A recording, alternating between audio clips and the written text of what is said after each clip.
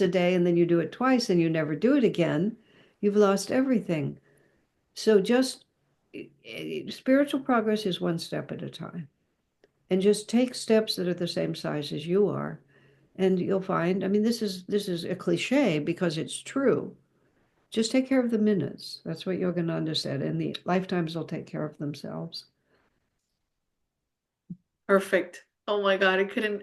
So easy, so practical. I love that. I think that's a very gentle process that it's like, well, I know you're in the process of writing your next book, and at least for me, as with my books, if I look at the ending process or the whole book, it's nerve-wracking instead of the first word, the second word, the chapter. It's like, and then the progress, it starts to come together, and then there is the book. So it's the same thing with life and our spiritual practice. Little steps forward, and it's just so much more gentle and realistic, Well, you know, it's so much more effective is more the actual point. It's just effective. Yep, effective. You say it, said it better than I had. It's true, effective. Yeah.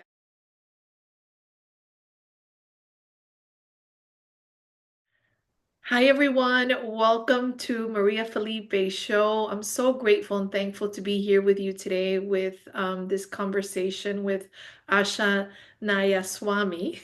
She is going to join us, and we're going to be talking about, I have no idea, but I know it's going to be good. It's just going to flow through us, whatever is the highest and best for our remembering and that awakening and that love and that connection and that oneness. And one of the things that stood out for me in regards to her is really her mission to spread this incredible message of love and living in your true nature. And she's been a lifelong disciple of Yogananda's work. And today she's going to be sharing with us whatever comes from the heart. But before we start with that, Asha, can you just share with us a little bit about yourself? I know that you worked with closely with the secretary of Yogananda for many, many years, and that's how this all started. Is that correct? Secretary is not exactly true, but my personal teacher has been an American man with an Indian name, Swami Kriyananda. He was a direct disciple of Paramahansa Yogananda. Yogananda is best known for Autobiography of a Yogi. That book, almost everyone in our sector has read that book, and for many people, it was the catalyst for their whole spiritual life. Yogananda left this planet in 1952, so I was on the planet, but I was just a child. Kriyananda was 22 in 1948. He met Yogananda and so spent almost 4 years with him before Yogananda left. He's gone on to he did a huge work in the name of his own guru, wrote more than 100 books, founded communities, and I was 22 when I met Kriyananda. That was Okay. 1969, and it was at Stanford University in Palo Alto, California, where I still live. And I just recognized him as soon as I saw him as the teacher I had always wanted. And from that point to this moment, I've never looked back. I joined the spiritual community that he was starting, and I've lived in Ananda community since. And so I had more than 40 years with Kriyananda. He passed away a decade ago. And during that time, he was extremely generous with me in terms, and all of us. I was one of the recipients, one of many, many, in sharing Yogananda's view of life, his understanding of the teachings, his sense of where we are in our planet right now. And I've just dedicated myself to basically passing it on. That's just my whole job is just to pass it on. This is not something that I'm creating. It's what I learned from him that he learned from Yogananda. And we're just doing what we can to put that light into the world. Wow, that's beautiful. I was just thinking that because our audience, knows and follows us because of the Course in Miracles and our YouTube channel and our outlets. But it's interesting because when I was 22, I found the Course in Miracles, and I've never looked back. That has been like my guide and my mission, and I've dedicated my life to speaking, teaching, living it, just as yourself.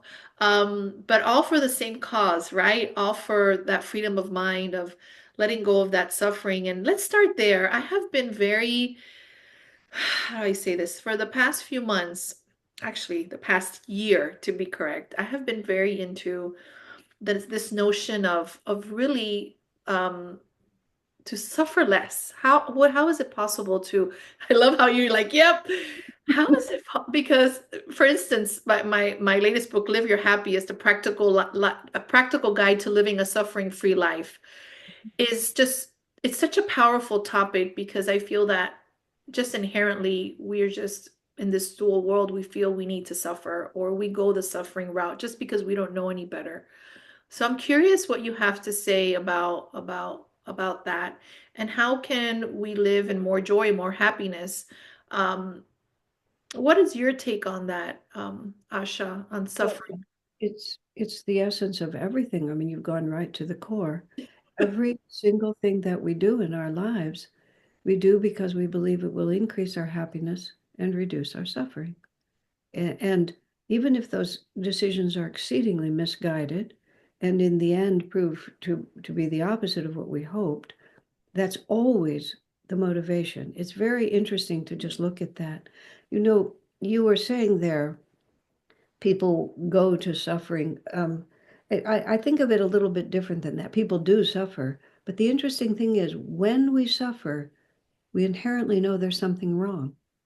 Mm, If we were actually meant to suffer, we would just see it as the way things are meant to be.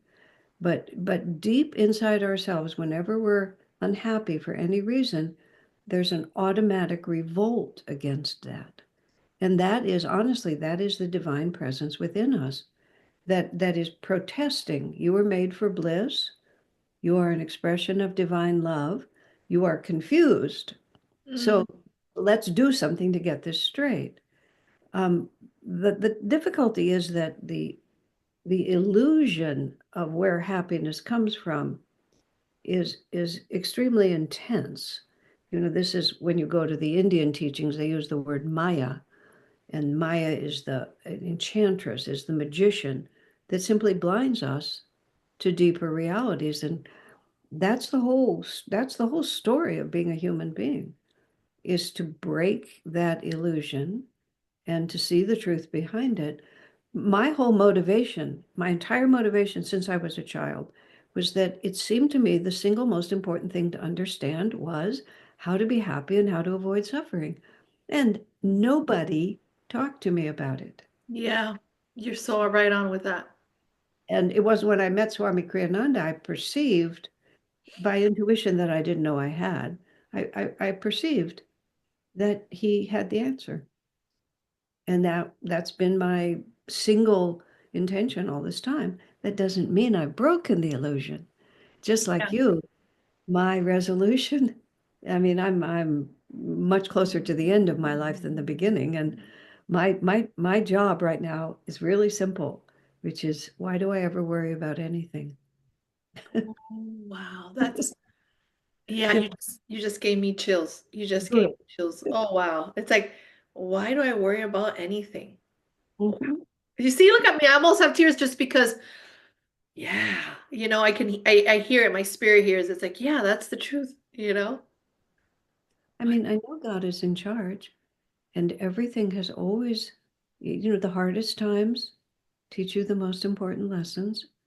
We rebel against suffering.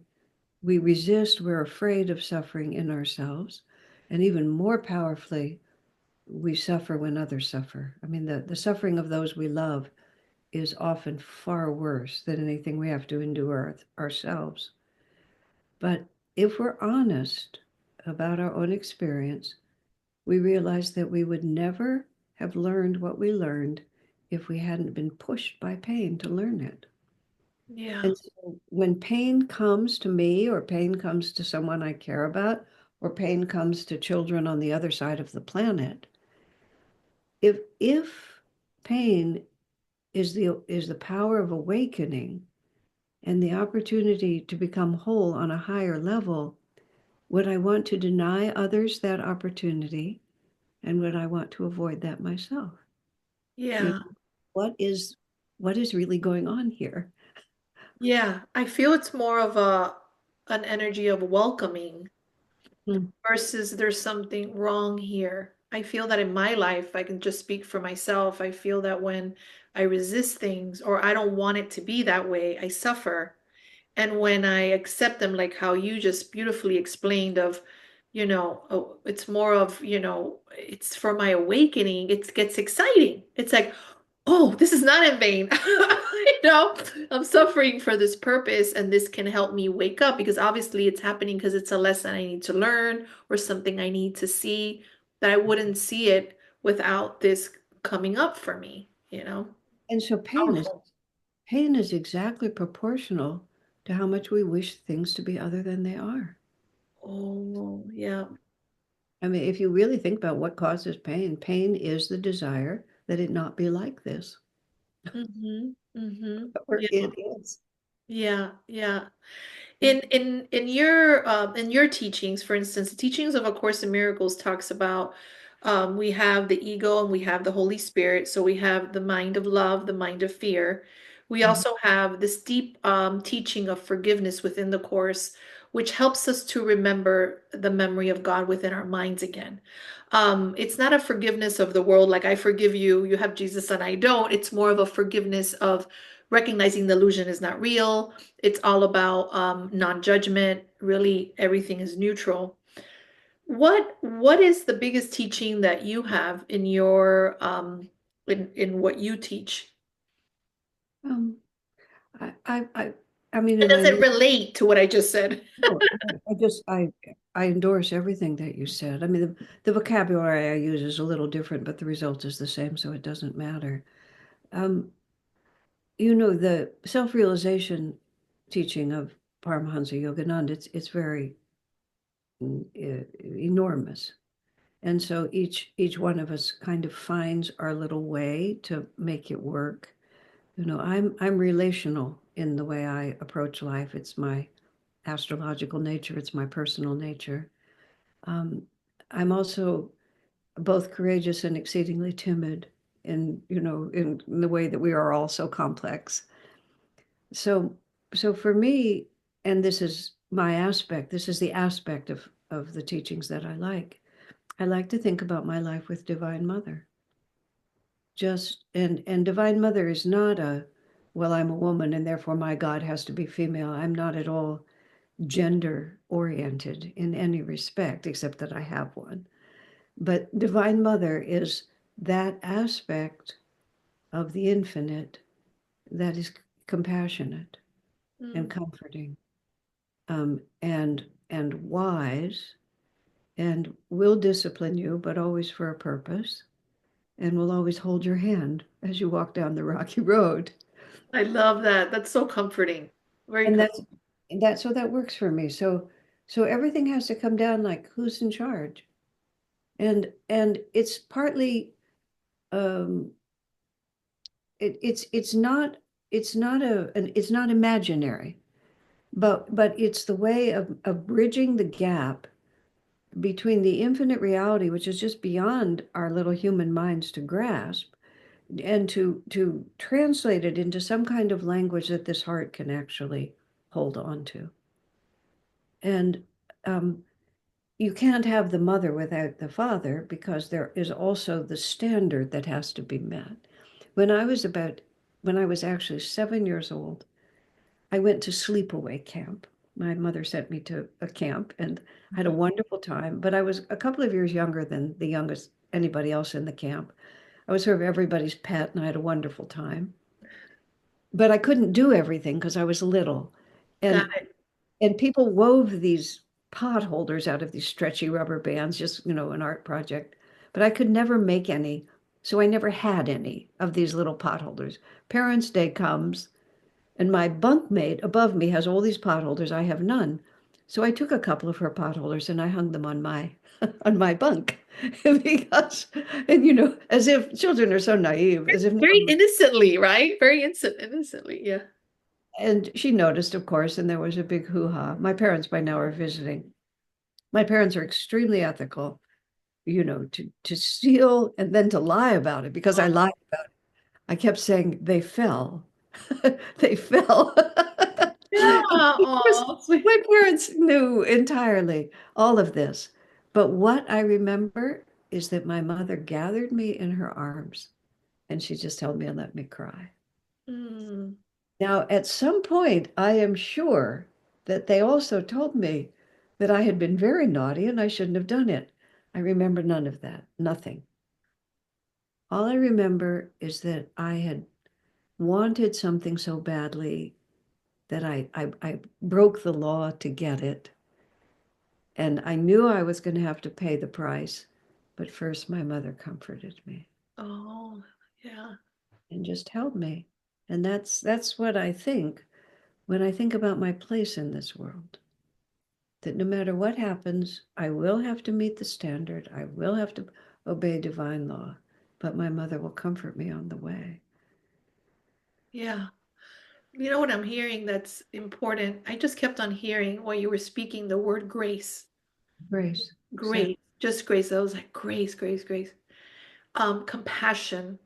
I feel that consciously and unconsciously, we're very hard on ourselves collectively as humans. And we don't even realize it sometimes. It's just, we just think it's natural. And I see it time and time again. It's like we kick ourselves when we're down. And I feel like what you're saying is just such a beautiful practice because I love to bring things into practical everyday life to be able to bring that mother in that you're speaking of, which that you're so connected to bring it into our lives, whoever's listening to this right now. If you're going through something, to bring in that mother, to bring that compassion, to bring that grace to our into our lives. And we need to then create a world in which that grace is available to all. We need to be the instrument of that. And again, I always have to say, there is divine law and it must be met. So this is not to say that evil doesn't exist, that error doesn't exist. We don't comfort by telling a lie.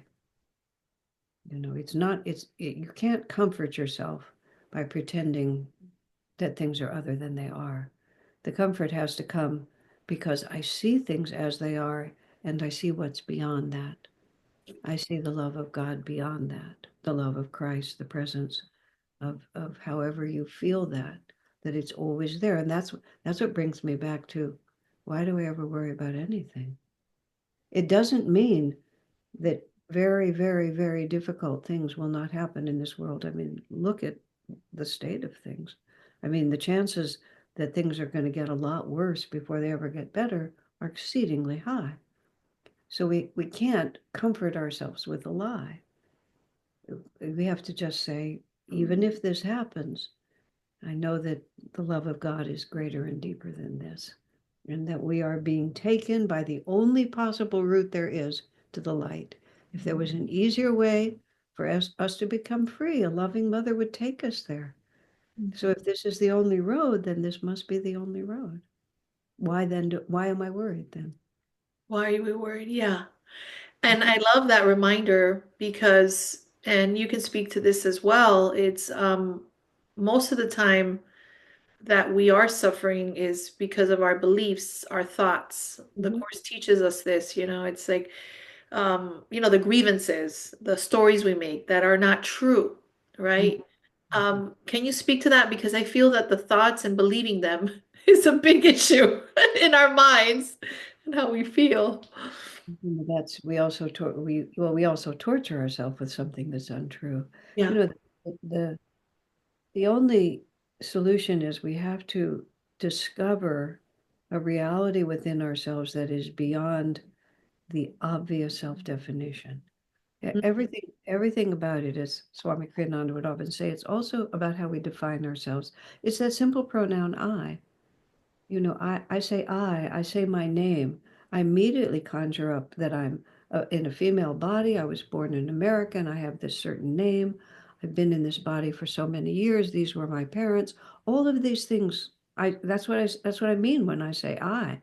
And everybody has their story. Just amazing to me. And just I've crossed the path in a crosswalk and that person who just walked past me is a complete story. It's not my story, it's their story.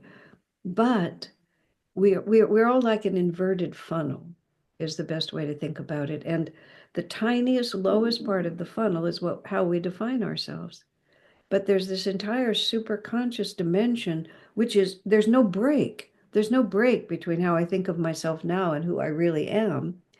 The only break is that I'm so identified with this reality that I lose track of that reality. That's why when people have their death experiences and return and they get out of their bodies, and you see all of these limiting identities originate because we are only in one body. Everything Yep. follows from the fact that we're in one body. So as soon as a person steps out of that body because the body has ceased to function, they suddenly realize that they were wearing it like a suit of clothes. Hmm. They've been wearing it for so long, they thought it was themselves. Yeah. So the whole art of it is, and this is where meditation and all kinds of devotional consciousness expanding exercises come in, is that we never lose that sense of individuality, but we sort of move out of the tiniest part of the funnel up until where it begins to expand, and it literally goes out to infinity. This is a triangle that never ends. And so we participate. This is the reality of a Christ. This is the reality of a master. He's in the body. He acts through the body. He knows which body he's supposed to keep going, but simultaneously he's conscious that the true animating force of that consciousness is infinite. It's divine. But you have to want to know that. It takes a lot of imagination and creativity and determined self-discipline Yeah. to constantly ask yourself. One of my friends, he actually had a brain injury. He fell and hit his head badly, and he said it just really scrambled the wires. And he said he had the oddest thoughts during that time. His perception of the world, his perception of himself, of circumstances. And so he had to develop this system, which is when a thought came into his mind, he would say, "Who said that? Who said that?" Oh, I love that story. Because he knew that his own brain had become confused. So instead of just taking it as truth, what is the source of your information? He would be asking. Oh, I love that. That's such a great practice. Great practice. I hope we don't have to hit our heads hard to have it. But this is you probably know Michael Singer's work because he's I've heard one. of him, yes. Mhm. Well, he came up with this brilliant idea. He said, let's see, your mind is always talking to you, but there are actually two realities in your mind at any time. One is talking and one is listening. So which one are you going to call yourself? The one who's talking or the one who's listening? Mm. It's such an interesting and simple way to say it. You said you need to treat your own thoughts like a talkative roommate who's always Like a talkative roommate. Oh, that's good. That's good. doesn't have any hobbies or any work and just is always there chattering at you. And why do we take it so seriously? Yeah. And I think that's something very important you're speaking to because it's a collective thing that's going on. And as humans, we just automatically believe it. We automatically, and the experience I have is that we are being thought. We're always thinking thoughts are going to come and we identify with them or not. Mhm. But what we're speaking to, or you're speaking to right now, is so powerful to, we don't need to believe everything we think, No, one of the practices that I do and I recommend to which I others. was going to ask you because it's important to have the practices to help quiet the mind and question these beliefs. Hear yourself declaring something, this is the way it is. Just really stop for a minute. Just ask yourself a very simple introspective question. Why do I think that? What is What it? Why do I think that? Why do I think I that? mean, I think these people don't like me for this reason. I think that this policy is the wrong policy. I think that this person, I think that I'm just stop and ask this simple question. Why do I think that? How long have I been thinking this? Where do you think this idea first originated? I mean, this is not a quick exercise, but this is like instead of just going on with habit, because many things need to be re-examined and many of them need to be rejected. Why do I think that's true? And what is the source of that? Who said that? Was it programmed into me from childhood? Am I just picking it up from a magazine? And does this idea, how is that working for me? If I persist in this thought, what is it giving me? What is it taking away from me? Mm. And is it worth exploring? Do I just want to be forever who I've always been? Or here's another way to think about it. Everything that we call growth, starting from when a little child learns to find its mouth with a spoon, is that we become aware of something. We don't actually acquire anything. We just become aware of a possibility or reality that we didn't know was there. That's why it's called realization. Because realization is just that it was always present, but I didn't know it. And so you're married to an alcoholic. You don't know they're an alcoholic. They were always an alcoholic. You become aware of it. You have abandonment issues from some forgotten childhood experience, or you're always projecting those. And then you become aware of why I think like that. It was always there, but I didn't know it. So Mm. if it's possible to know things that were always present, is there any limit to how much we can expand our awareness? Yeah. And Yeah. is my point of view merely because I'm not aware of other factors? And if so, why am I clinging to it?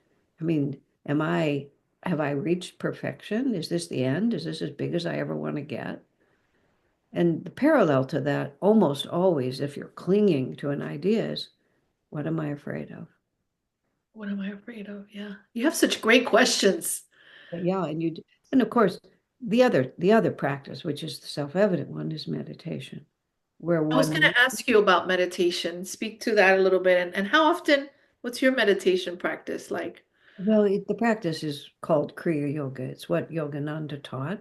He did not create it. It's uh, a meditation practice based on centering one's energy at the spiritual eye and an understanding of the chakras and how energy flows through the chakras, and the realization that we are nothing but an energy pattern.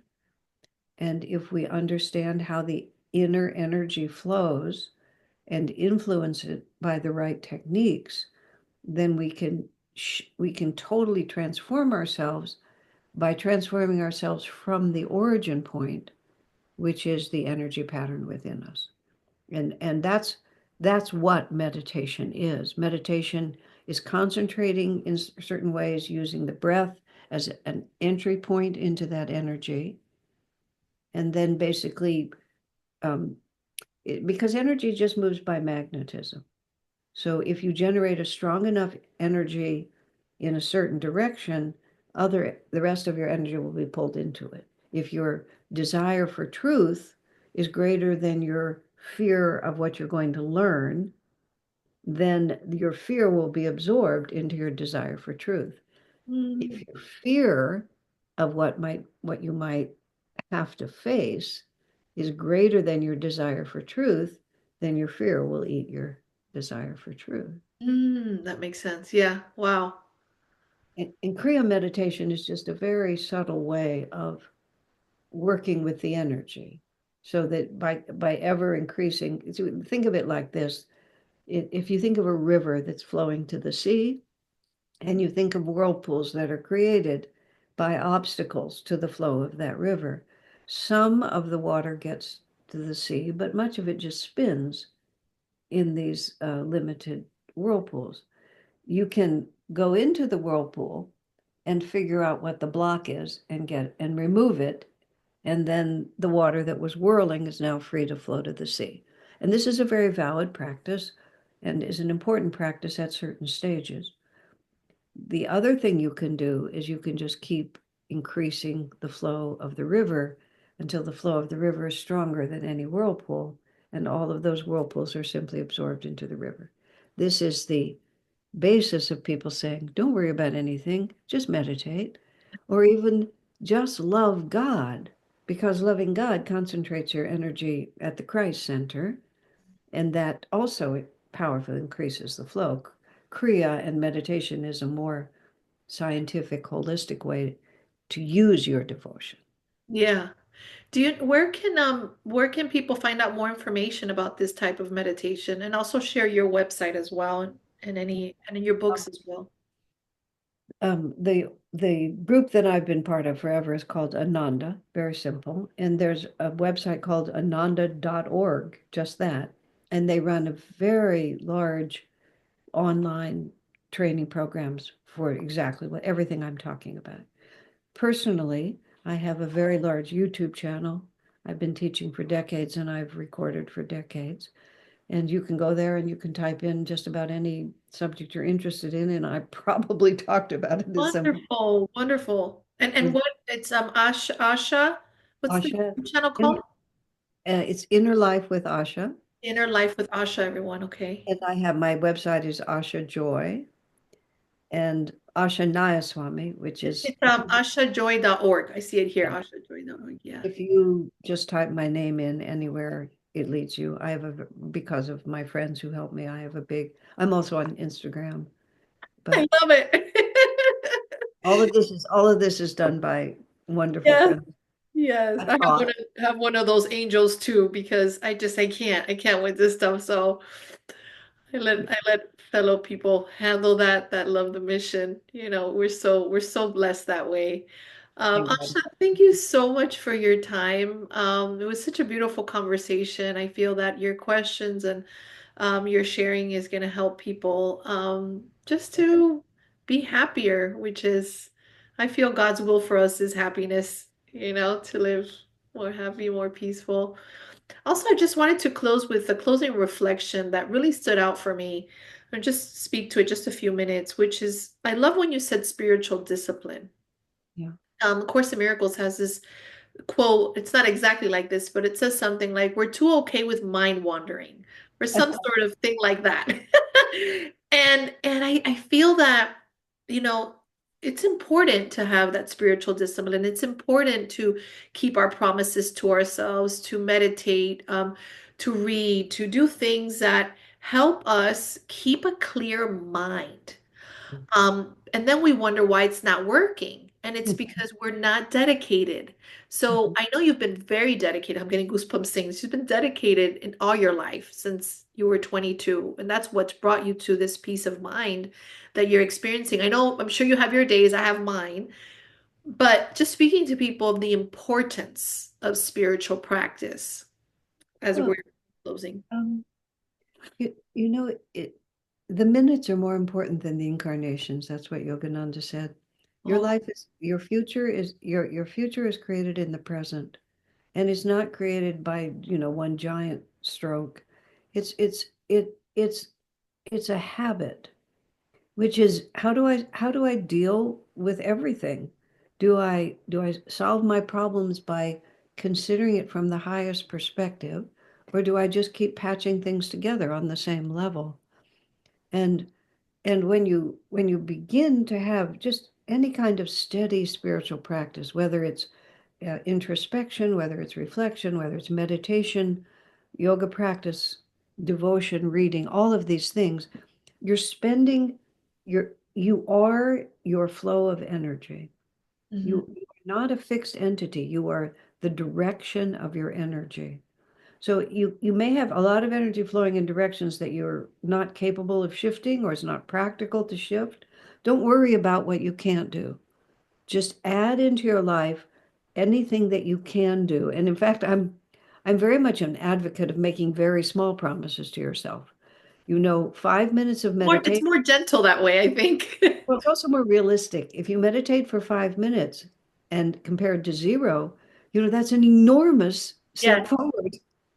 So if you say, I'm going to meditate 60 minutes a day, and then you do it twice and you never do it again, you've lost everything. So just spiritual progress is one step at a time. And just take steps that are the same size as you are. And you'll find, I mean, this is a cliche because it's true. Just take care of the minutes. That's what Yogananda said, and the lifetimes will take care of themselves. Perfect. Oh my God, I couldn't.